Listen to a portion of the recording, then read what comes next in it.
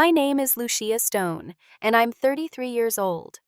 At my brother's promotion party, my father raised his bourbon glass and called me the family burden before toasting Riley's success. I sat silently swallowing years of pain as he praised his perfect son. Then suddenly the TV behind him switched to breaking news, and the CNN anchor's voice cut through the room. Breaking: Colonel Lucia Stone promoted to Brigadier General. Dad's glass trembled in his hand. My brother turned pale.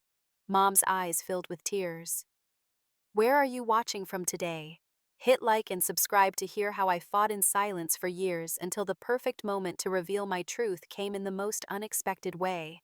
I grew up in a military household where the American flag flew proudly outside our front door 365 days a year. My father, Colonel Samuel Stone, was a decorated Army officer whose entire identity revolved around service and duty. He carried himself with rigid posture even at home, as if his commanding officer might appear in our living room for surprise inspection. From my earliest memories, it was clear that my younger brother Riley was the golden child. 4 years my junior, he somehow managed to eclipse me in our father's eyes from the moment he was born. I remember standing on tiptoes beside his crib, peering at his tiny sleeping face, while Dad placed a small plastic soldier in his tiny hand.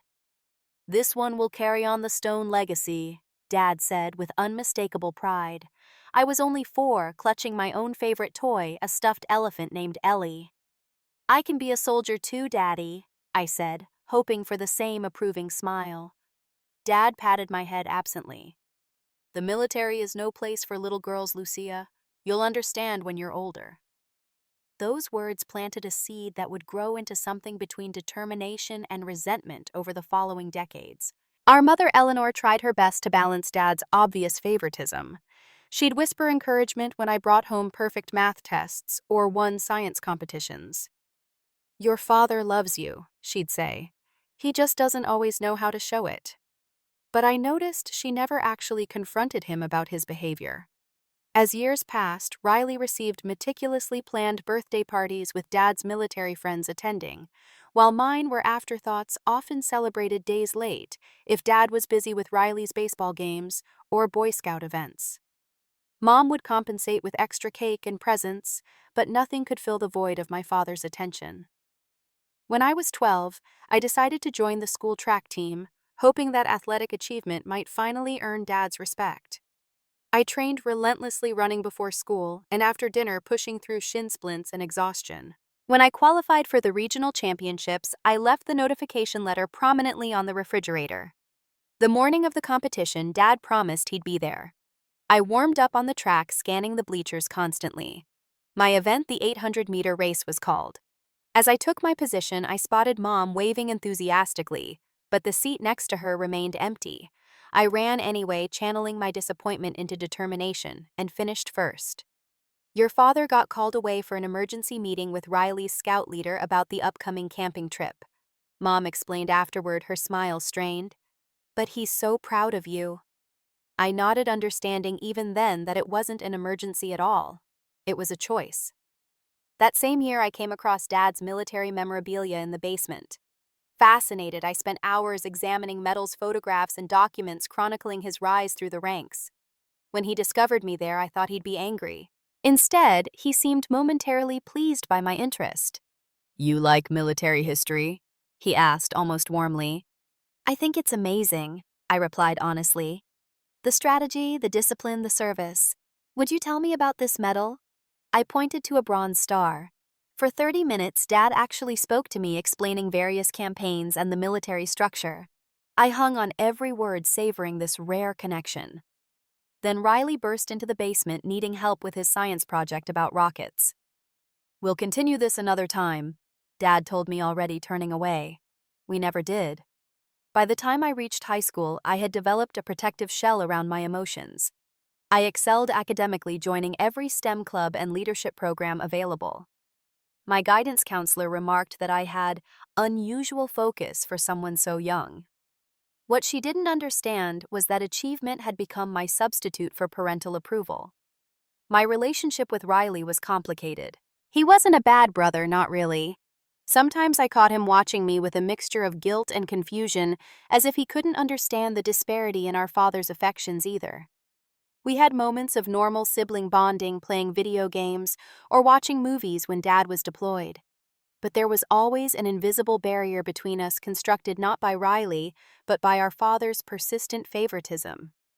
When Riley turned 14 and joined junior ROTC, Dad threw him an elaborate party.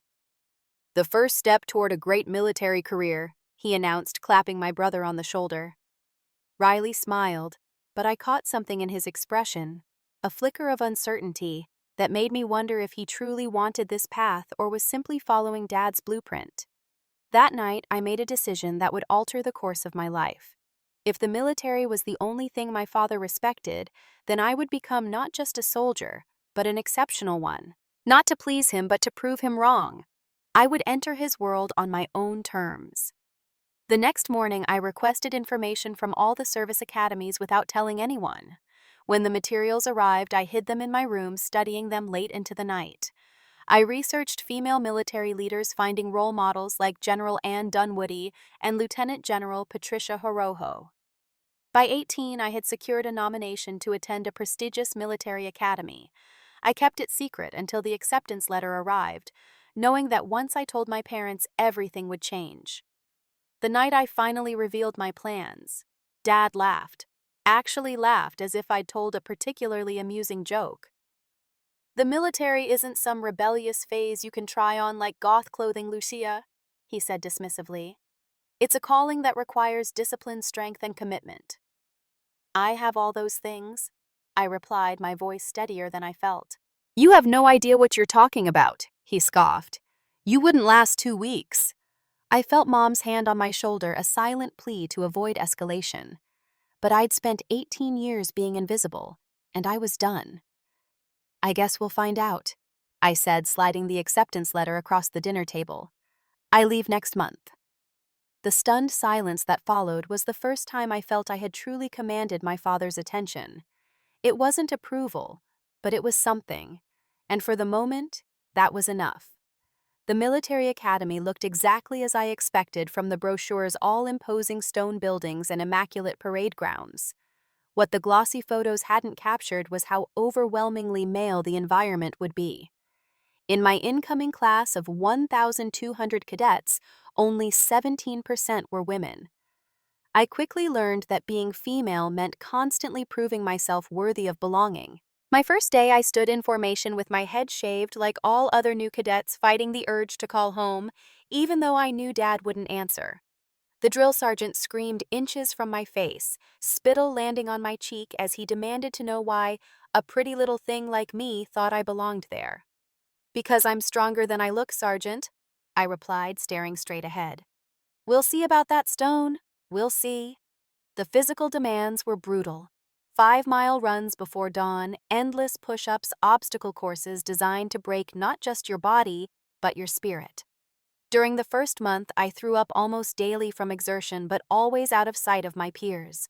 At night, muscles screaming, I wrote detailed notes about military protocol and strategy instead of sleeping. 6 weeks in, during a particularly grueling training exercise involving carrying a wounded comrade through simulated enemy territory, my partner, a broad-shouldered cadet named Wilson, collapsed from heat exhaustion.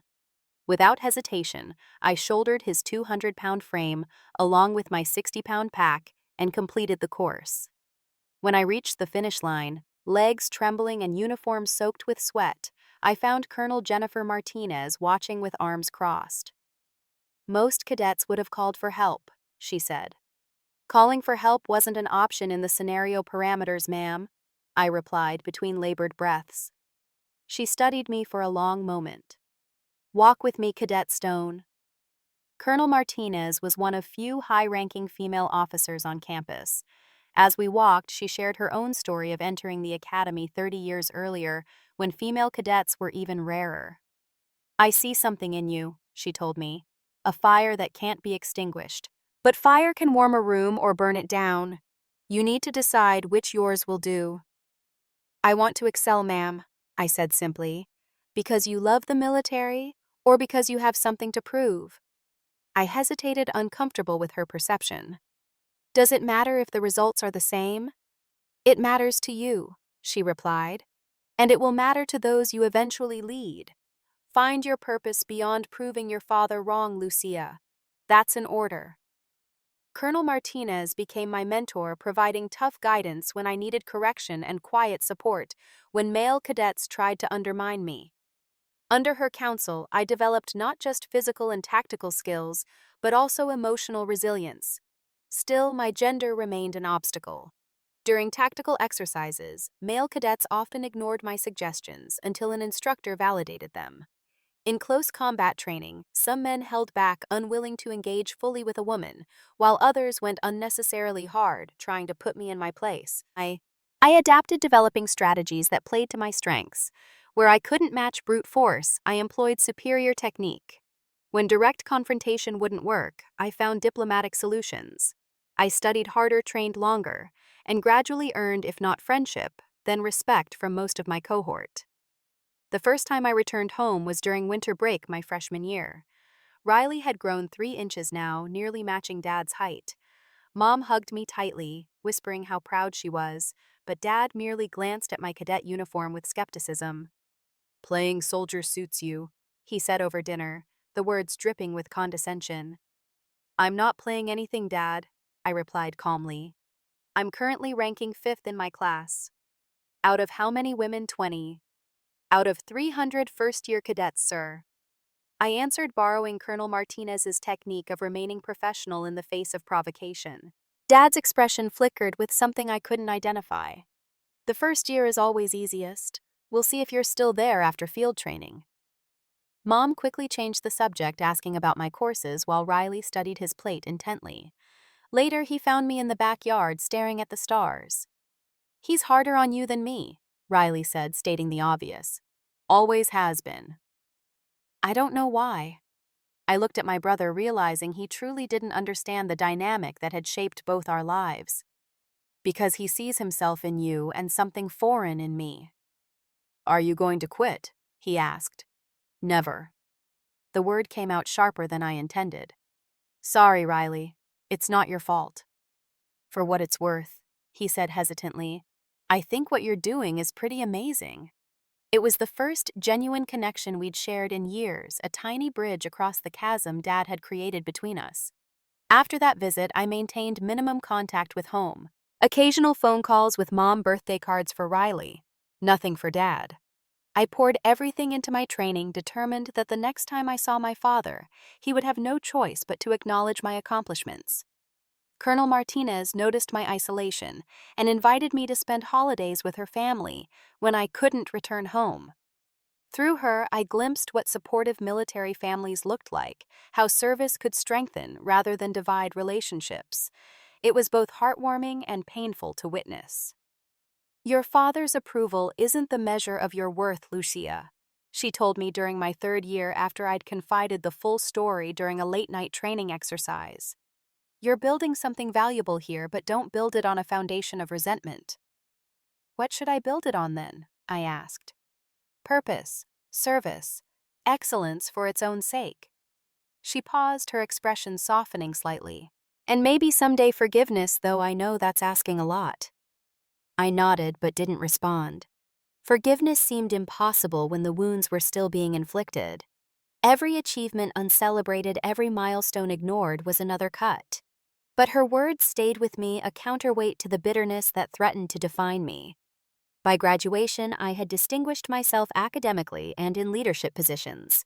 I stood 2nd in my class, overall had broken 2 campus physical training records for women, and received my commission as a 2nd lieutenant with honors.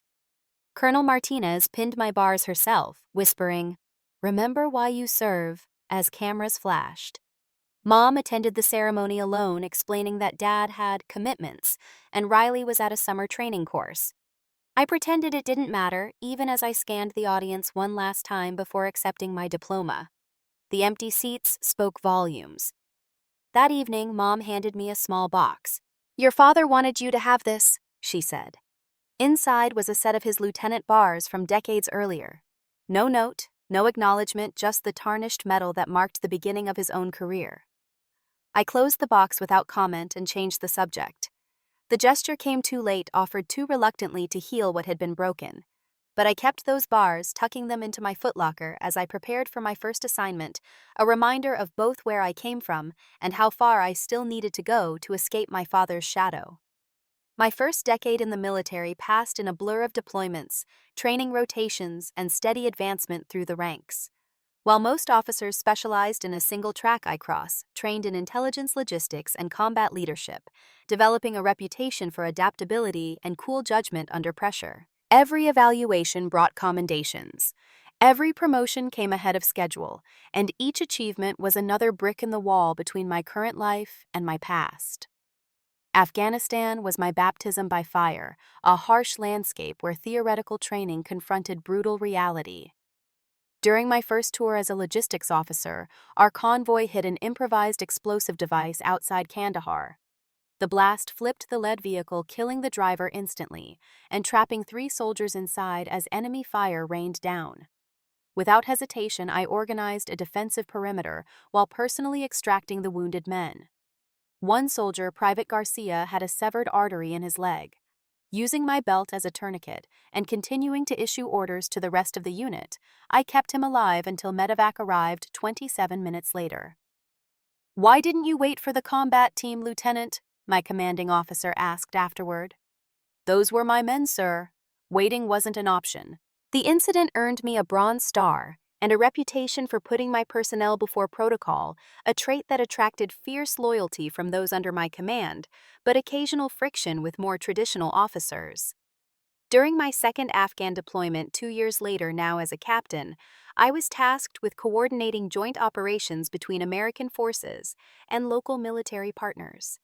The assignment required cultural sensitivity, tactical knowledge, and diplomatic skill, a rare combination that further distinguished my service record. It was there I met Sophie Williams, an intelligence officer with a razor-sharp mind and irreverent sense of humor that cut through the tension of our high-stakes environment. We bonded over late-night intelligence reports and shared frustration with bureaucratic obstacles to effective operations. "You know what I like about you, Stone," she said one night as we reviewed satellite imagery of suspected Taliban movements. "You actually give a damn about getting things right, not just looking good for the brass." "Is there another way to operate?" I asked genuinely. Sophie laughed. "Oh, honey, you've got to get out more. Half the officers here are just padding their resumes for cushy defense contractor jobs after retirement." "Not interested in the private sector?" I asked. "And miss all this?" She gestured to our sparse quarters with mock grandeur. "The luxurious accommodations, gourmet MREs, and constant threat of mortar fire? It's paradise." I smiled despite myself. "When you put it that way." "Seriously, though?" She continued, her expression softening. "People like you make this whole mess worthwhile. You care about the mission and the people executing it. That's rare, Stone. Don't lose it." Sophie became my first true friend in the service, the person I could trust, with doubts I couldn't show to subordinates or admit to superiors. When she was reassigned to Iraq 6 months later, we promised to stay in touch, creating a friendship that sustained me through increasingly isolated years. My career accelerated after that tour.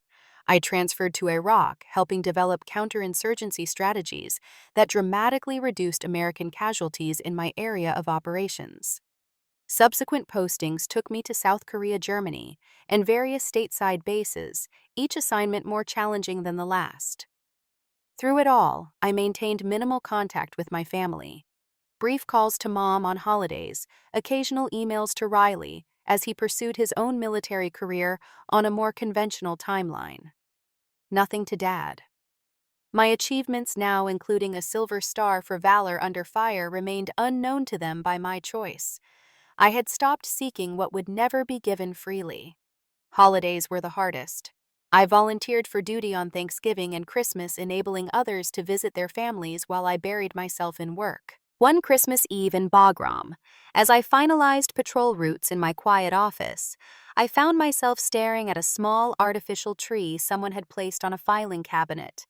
For the first time in years, I allowed myself to remember Christmas mornings from childhood, the stark difference between Riley's pile of presents and my modest collection. The memory of Dad showing Riley how to assemble his new model aircraft while my science kit sat unopened. Mom's too bright smile as she helped me with it later after Dad and Riley had moved on to playing catch outside.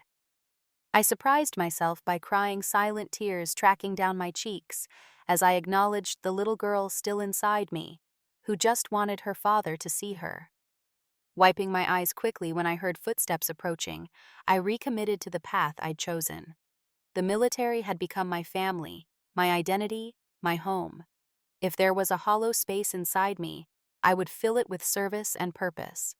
Romance proved more challenging than combat. My dedication to duty left little room for relationships, and the transient nature of military assignments made connections difficult to maintain. There was James, a fellow officer I dated for 8 months during a Pentagon rotation. Intelligent and kind, he seemed to understand my commitment to service.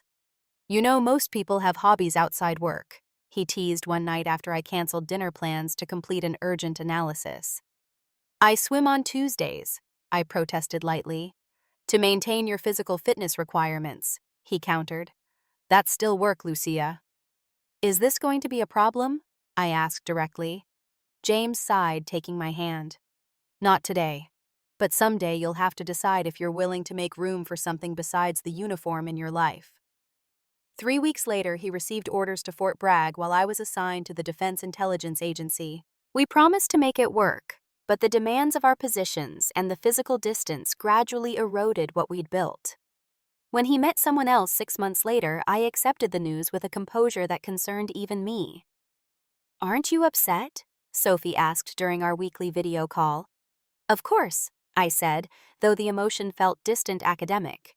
"Lucia," she pressed, "when was the last time you let yourself feel anything that wasn't directly related to the mission?" I couldn't answer. My breakthrough moment came unexpectedly during my 3rd deployment, now in a senior advisory role. Intelligence had identified a high-value target in a remote village, and despite my reservations about the reliability of the source command, approved the operation. I was assigned to the Tactical Operations Center monitoring the raid remotely. The mission went catastrophically wrong. Faulty intelligence led our team into a carefully planned ambush. Communications were severed, and satellite imagery showed the team surrounded by hostiles with superior numbers. Standard protocol dictated waiting for additional air support, estimated at 27 minutes away. By then, our people would likely be dead. Breaking multiple regulations, I commandeered a helicopter, assembled a volunteer quick reaction force, and personally led an emergency extraction. Using unconventional tactics I'd developed but hadn't yet had approved through official channels, we managed to reach the trapped unit, provide covering fire, and evacuate all personnel, including 7 wounded. Upon return to base, I was simultaneously recommended for a Distinguished Service Cross and threatened with court-martial for insubordination. The conflicting reactions perfectly encapsulated my career, marked by exceptional results achieved through occasionally unorthodox methods. Eventually, the medal was approved and the court-martial dropped, but the incident caught the attention of senior Pentagon leadership. I received orders to Washington, assigned to a classified strategic planning division, developing next-generation military doctrine. The position placed me at the nexus of military policy and national security, working directly with generals and civilian leaders to shape the future of American defense. My innovative approaches and cross-domain expertise earned increasing responsibility and another early promotion, this time to full colonel before age 32, an almost unprecedented achievement for a woman in combat-related fields. Through it all, my family remained unaware, not because I couldn't contact them, but because I had stopped needing to.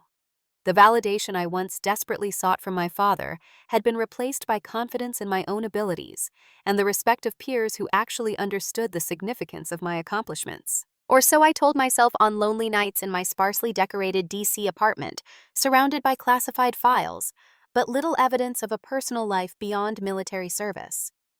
Then came the call that would ultimately force a confrontation with everything I'd left behind. Riley, now a major on an accelerated promotion track himself, was being honored at a formal family celebration for his recent advancement. Mom, calling from Dad's number but carefully noting he wasn't home, practically begged me to attend. "He's your brother Lucia, And it's been almost 4 years since we've seen you. I hesitated reflexively, searching for a plausible military commitment to cite as an excuse. Please, she added softly. I'm not getting any younger, and I miss my daughter. The naked emotion in her voice crumbled my resistance. When is it? Next Friday. Just family and close friends at the house. She paused. Your father is very proud of Riley's accomplishment. Of course he was. Some things never changed. I'll try to make it, I said non-committally. Will you wear your uniform? She asked hopefully. I've told my friends how well you're doing, though I'm afraid I don't know all your current, what do you call them, ranks. The realization that my own mother didn't know I was a full colonel struck me like a physical blow. I'd been so focused on escaping my father's shadow that I'd denied my mother the chance to properly celebrate my achievements. Yes, I said, my decision suddenly firm. I'll wear my uniform. What I didn't tell her was that the uniform would include the full weight of 15 years of decorated service displayed in medals that told a story none of them knew. It was time for the truth, whatever the consequences. The familiar streets of my childhood neighborhood seemed simultaneously unchanged and completely foreign as my rental car crawled past manicured lawns and American flags. I'd deliberately timed my arrival for late afternoon, knowing Riley wouldn't arrive until evening, giving me time to acclimate to being home before facing the complete family dynamic. Mom opened the door before I could knock, her face lighting with a joy so genuine it sent a pang of guilt through me. She'd aged visibly in the years since I'd last seen her new lines around her eyes and silver threading through her once dark hair. Lucia, she breathed, pulling me into a fierce embrace that smelled of the same perfume she'd worn my entire life. Oh, look at you. I returned her hug awkwardly, my dress uniform stiff between us. When she finally pulled back to examine me properly, her eyes widened at the rows of ribbons and medals adorning my chest. My goodness, she said, reaching out but stopping just short of touching the Distinguished Service Cross. What are all these for? Various things. I deflected, suddenly uncomfortable with the physical manifestation of my secret life. Is Dad home? Mom's expression flickered. In his study. He's finalizing his toast for tonight. She hesitated. He knows you're coming. The unspoken question hung between us. Would there be peace or conflict? I couldn't answer any more than she could. I should say hello, I said, squaring my shoulders as if preparing for combat. Dad's study remained exactly as I remembered, a shrine to military tradition with photographs of him alongside generals and politicians, shadow boxes displaying his medals, and bookshelves lined with military history volumes. He sat at his desk, reading glasses perched on his nose, handwriting notes on heavy stationery. I knocked on the open door. Hello, Dad? He looked up, his expression unreadable as he took in my appearance. Slowly, deliberately, he removed his glasses and stood. At 64, Samuel Stone remained imposingly fit, his posture perfect, gray hair still cut to regulation length. Colonel, he said finally, acknowledging my rank with a slight nod that contained neither warmth nor hostility, merely professional courtesy from one officer to another. It's good to see you, I offered, the social nicety feeling foreign on my tongue after so many years of estrangement. Your mother will be pleased you made it. Not I am pleased, but your mother. The distinction was subtle but unmistakable. Riley's doing well for himself, I said, attempting neutral ground. Very well. Youngest major in his division, following the traditional Stone path. The implied contrast with my unconventional career hung in the air between us. The reception starts at 7. I assume you'll want to refresh yourself before guests arrive. Dismissed like a junior officer, I nodded and retreated, the brief exchange setting the tone for the evening to come. Some part of me had harbored a childish hope that my father would see my rank and decorations and finally acknowledge my worth. The reality was sobering but not surprising. Mom had maintained my childhood bedroom as a shrine to who I'd been, not who I'd become. Academic trophies and science competition ribbons lined the shelves alongside photographs from high school graduation. Nothing from my military career, because I'd never shared those moments with her. I was hanging my uniform jacket when a knock at the door announced Riley's arrival. He stood uncertainly in the doorway, now 31, and bearing the confident demeanor of a career officer, but with the same kind eyes I remembered from childhood. "Permission to enter, Colonel?" he asked with a small smile. "Granted, Major," I replied, returning the smile despite myself. We regarded each other for an awkward moment before Riley stepped forward and hugged me. "It's really good to see you, Lucia." I stiffened briefly before returning the embrace. "Congratulations on your promotion. You've earned it." Riley pulled back, studying my uniform with professional appreciation. Distinguished Service Cross Silver Star, multiple Bronze Stars, Combat Action Badge. His eyes widened. "Lucia, these aren't participation trophies. You've seen serious combat." "Some," I acknowledged, uncomfortable with his scrutiny. "Dad knows about these." He gestured to the decorations. "He hasn't asked." Riley frowned. "And you haven't told him, Lucia, these are exactly the kinds of achievements he respects most." "That stopped mattering to me a long time ago," I said more sharply than intended. Softening my tone, I added, "Tonight is about celebrating you, not rehashing ancient family dynamics." Riley looked like he wanted to argue, but nodded instead. "We should head downstairs. People will be arriving soon." The next hour passed in a blur of introductions to Riley's colleagues and Dad's military friends. I smiled politely through conversations where I was repeatedly identified as Riley's sister who's also in service, rather than by my own rank and accomplishments. Mom hovered nearby, attempting to steer conversations toward neutral territory whenever tension arose.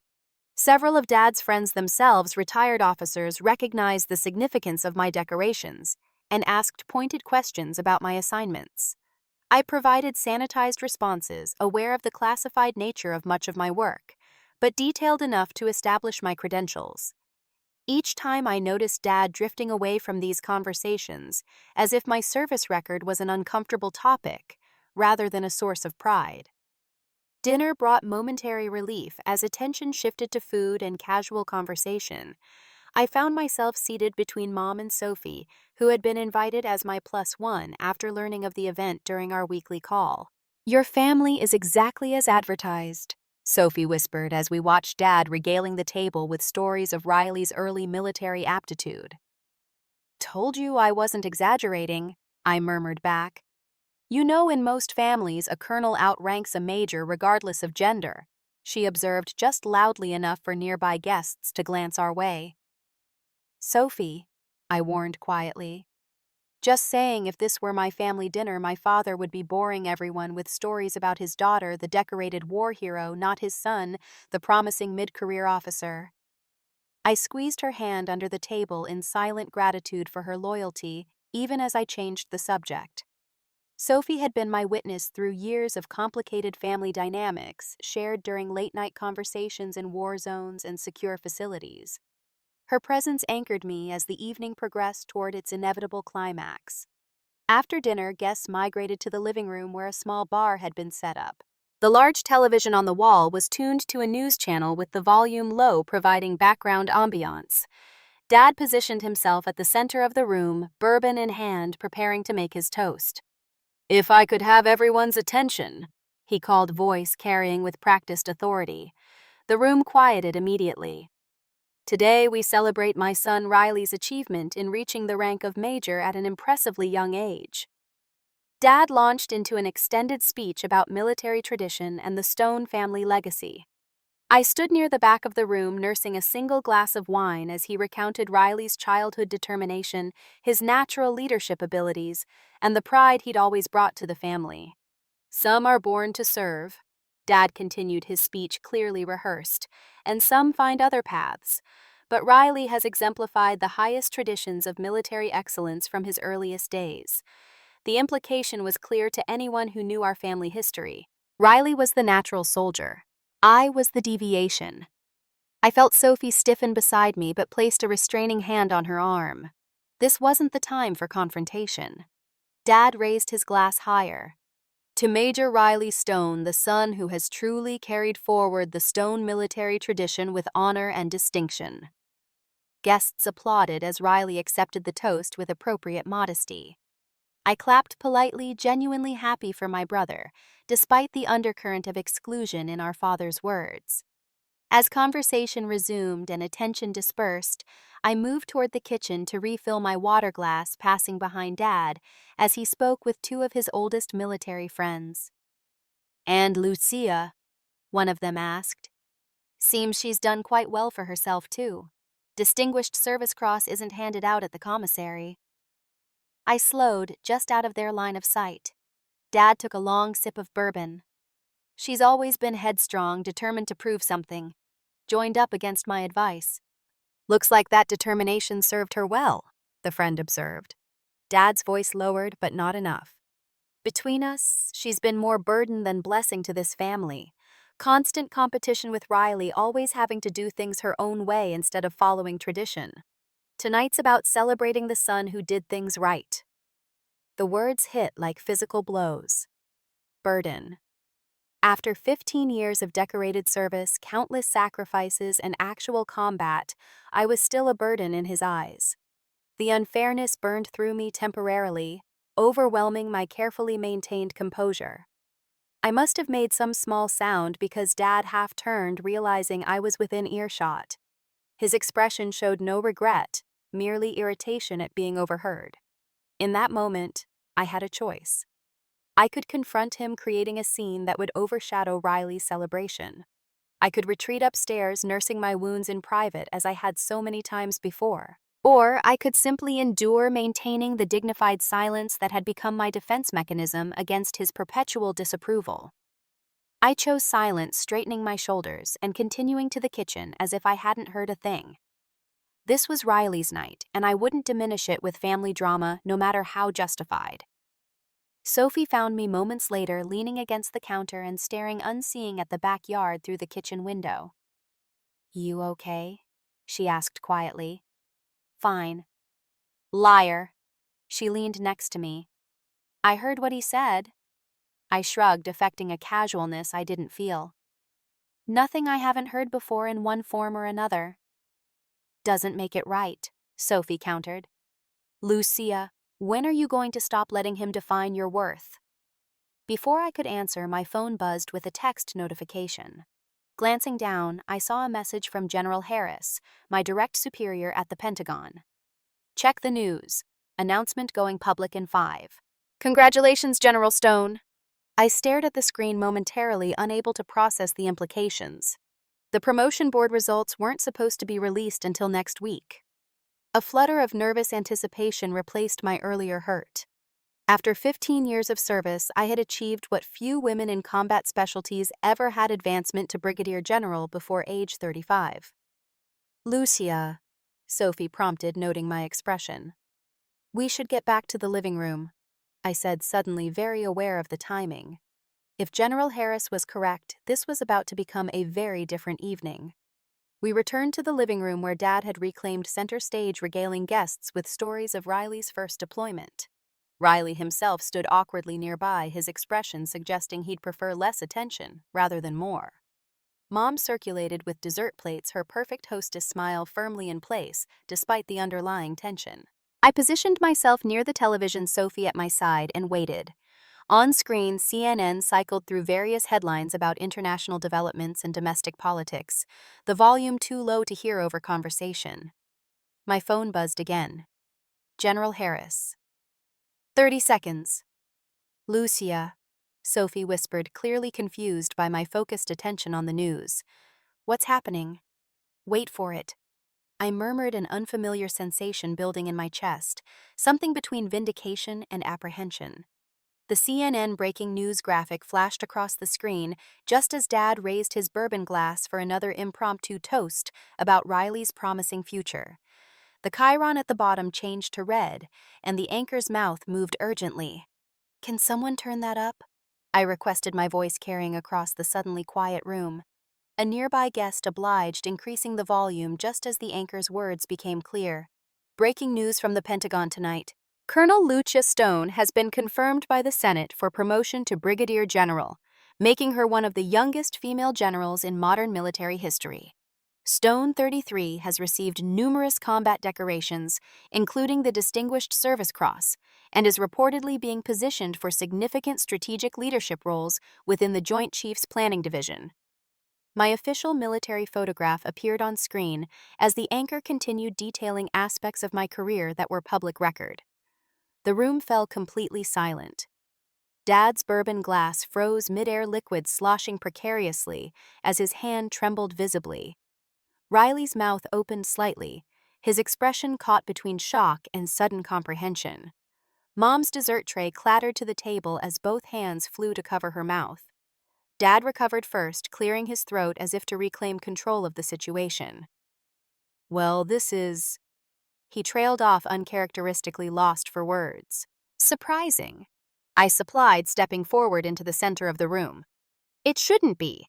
I've been on this path for 15 years. The gathered guests, mostly military personnel and their spouses, understood immediately the significance of the promotion.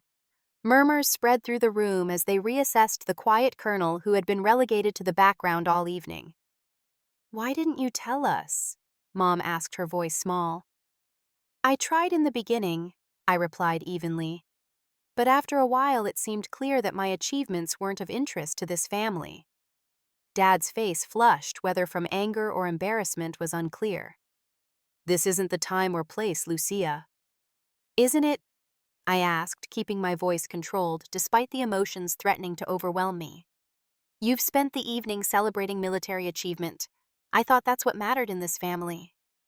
Riley stepped forward, his expression genuinely happy despite the awkwardness. "Congratulations, Lucia, that's incredible."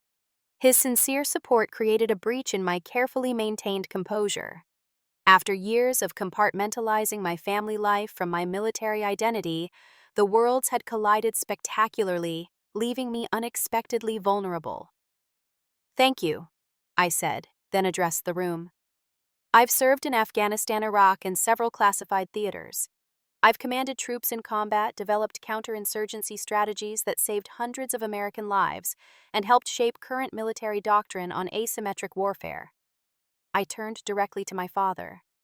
"I've bled for this country, carried wounded soldiers through gunfire, and made decisions that kept people alive when everything was falling apart around us." Each statement landed like a precise artillery strike, targeting the dismissive narrative he had constructed about my service. And through it all, through every promotion, every medal, every recognition, I never once reached out to tell you, because I learned very early that my achievements would always mean less than his. I gestured toward Riley, who looked pained by the characterization, but didn't contradict me. Mom stepped between us, her hands raised placatingly. "Lucia, please, this isn't like you." "You don't know what I'm like, Mom," I said gently. "None of you do, because I stopped trying to show you 15 years ago." The room had grown profoundly uncomfortable, guests shifting awkwardly or studying their drinks with sudden fascination. Sophie moved to my side, her presence reminding me that I wasn't alone, that I had built connections beyond this family that had failed to see me. Dad set his glass down carefully, his military bearing asserting itself. "Guests, perhaps we should call it an evening. It seems we have family matters to discuss." People began making polite excuses and quick departures, congratulating Riley and awkwardly acknowledging my promotion on their way out. Within minutes, only my immediate family and Sophie remained. "You could have told us," Dad said once we were alone, his voice tight with controlled anger. "Instead, you chose to create this spectacle." "I didn't plan this," I replied truthfully, "but I'm not sorry it happened." Riley intervened before Dad could respond. "Can we just take a minute to acknowledge what's actually happening here? Lucia is a general at 33. That's extraordinary." Mom wiped tears from her eyes. "All these years we barely knew what you were doing. I thought maybe you were a desk officer somewhere safe, but the news said combat decorations." "Yes," I confirmed. "Many of my missions are classified, but yes, I've seen extensive combat." "Why?" Dad demanded, genuine confusion breaking through his anger. "Why put yourself through that when you could have chosen any path?" The question struck me as so fundamentally misguided that I almost laughed. "Because I'm good at it. Because it matters. Because serving this country isn't your exclusive domain, Dad. I never said it was, he protested. You didn't have to say it. You showed it every day of my childhood. That's not fair, Lucia, Mom interjected. Your father has always wanted what's best for both of you. Has he? I challenged. Or has he wanted what aligned with his vision of what we should be? I turned back to Dad. You called me a burden tonight. After 15 years of service, multiple combat tours, and a career that by any objective measure exemplifies everything you claim to value, I'm still a burden to you. Dad paled. You misheard. I didn't, Sophie confirmed quietly. I heard it too. Riley looked stricken. Dad, you didn't really say that. The denial died on Dad's lips as he recognized he was outflanked. Military strategy applied to family confrontation positioning I'd learned from him whether he recognized it or not. I may have used that word, he admitted reluctantly, but it was taken out of context. What context makes it acceptable? I asked, no longer angry but genuinely curious about his justification. Dad ran a hand over his face, suddenly looking older than his 64 years. You've always been difficult, Lucia. Always pushing boundaries, questioning authority, doing things your own way.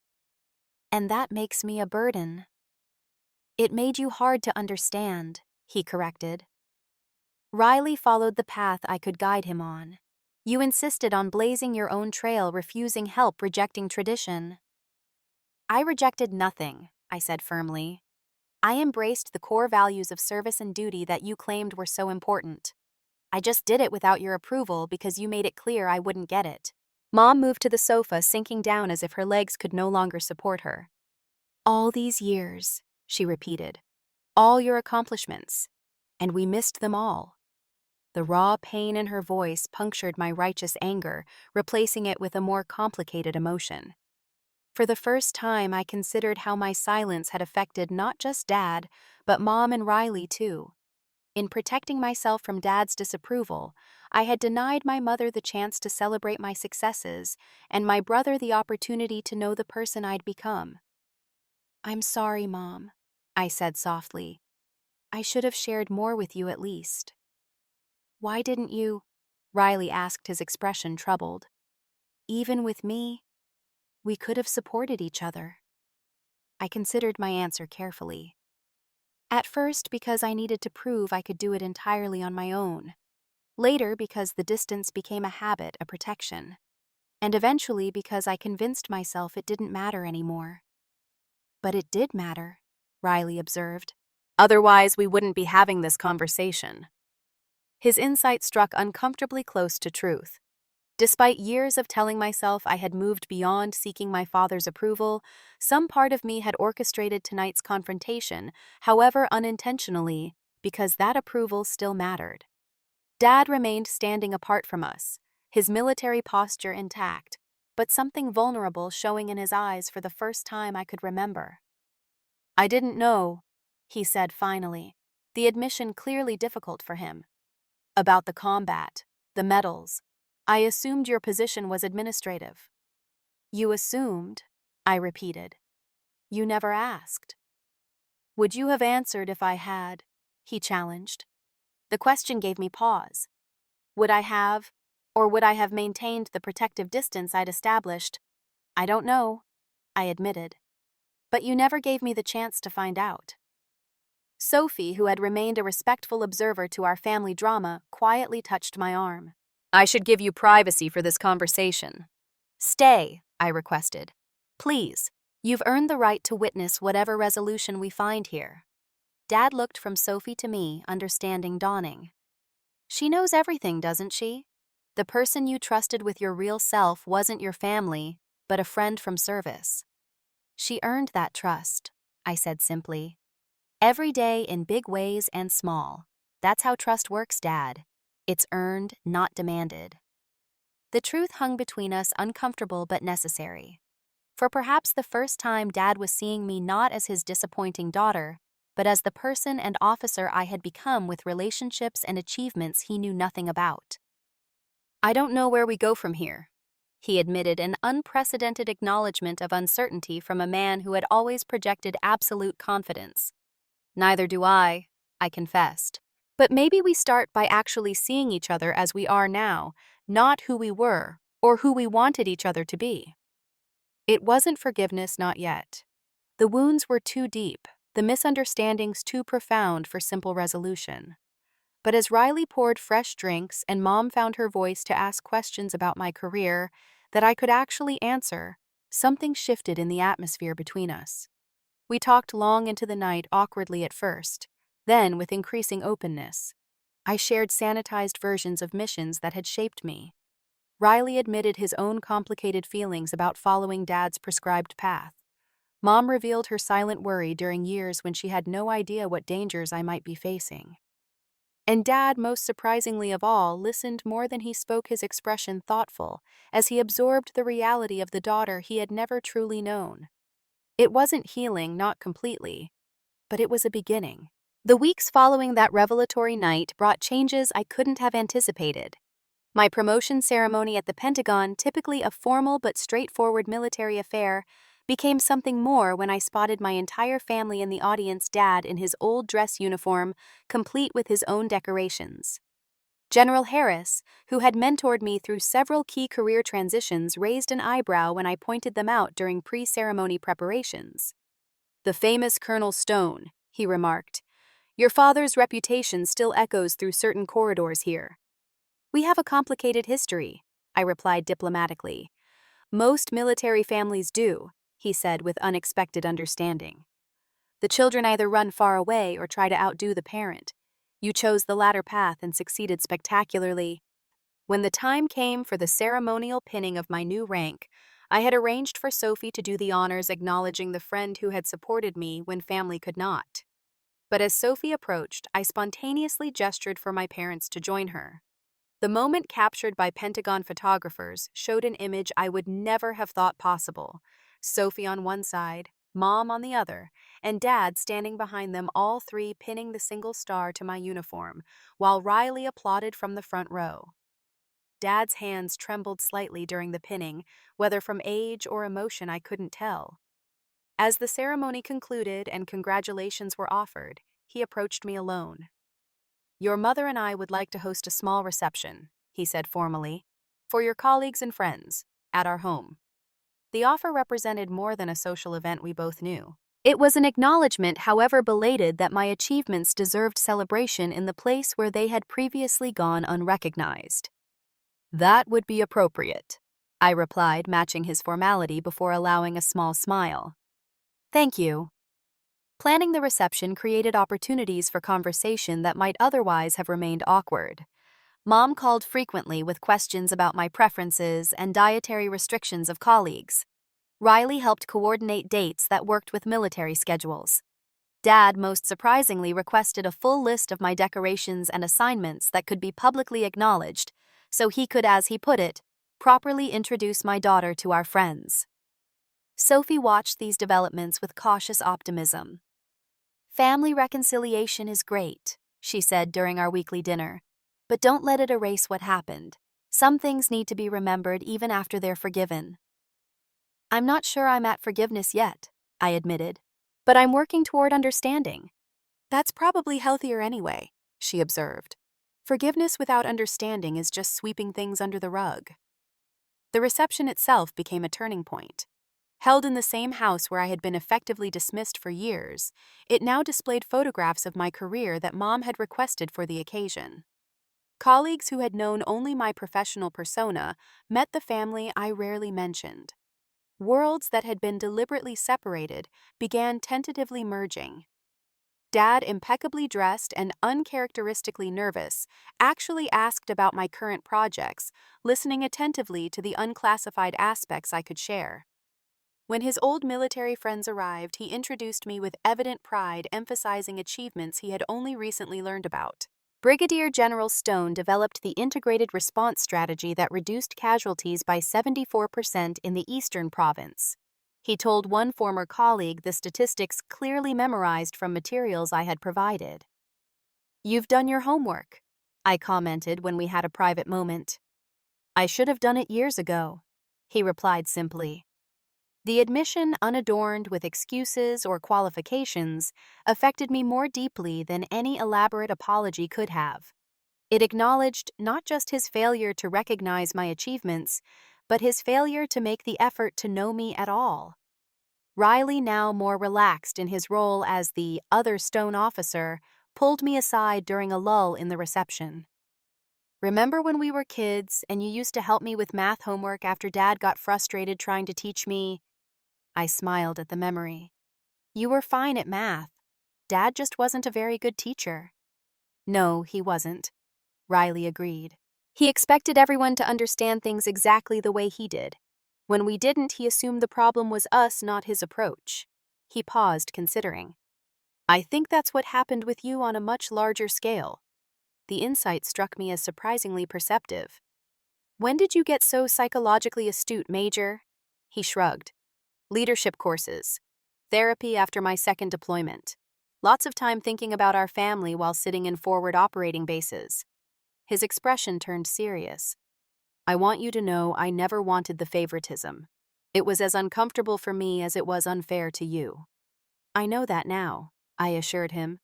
"We were both trying to navigate Dad's expectations in our own ways." "And now look at us," he said with a small smile. "Both exceeded those expectations, just on different timelines." As the reception wound down and guests departed, I found myself alone with Dad on the back porch, the same space where I had made my decision to join the military 15 years earlier. The symmetry wasn't lost on either of us.